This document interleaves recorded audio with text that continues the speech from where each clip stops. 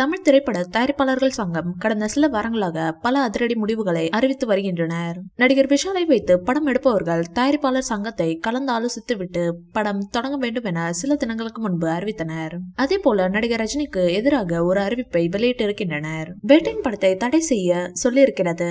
அது மட்டுமின்றி ரஜினியிடம் சங்க கட்டடம் கட்ட பணம் கேட்டுள்ளதாகவும் அதற்கு ரஜினி தர முடியாது என்று கூறியுள்ளார். இதனால் தான் இந்த முடிவை எடுத்துள்ளது நடிகர் சங்கம். மேலும் ஒரு படம் வெளியாகி 8 வாரங்களுக்கு பிறகுதான் OTT-யில் வெளியிட வேண்டும் என்றும் தீர்மானம் நிறைவேற்றி இருக்கிறது தயாரிப்பாளர் சங்கம்.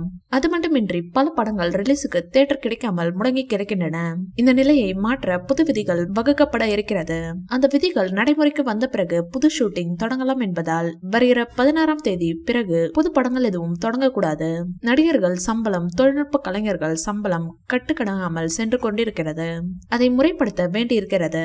தமிழ் சினிமா துறையை மறுசீரமைப்பு செய்ய வேண்டியிருப்பதால் நவம்பர் 1ஆம் தேதி முதல் அனைத்து விதமான ஷூட்டிங்கும் நிறுத்தப்படுகிறது என்று தயாரிப்பாளர் சங்கம் அறிவித்திருக்கிறது. இந்த வீடியோ பிடிச்சிருந்தா லைக் பண்ணுங்க, ஷேர் பண்ணுங்க. மேலும் ரஜினி சார் பற்றிய தகவல்களுக்கு எங்க சேனலை சப்ஸ்கிரைப் பண்ணுங்க.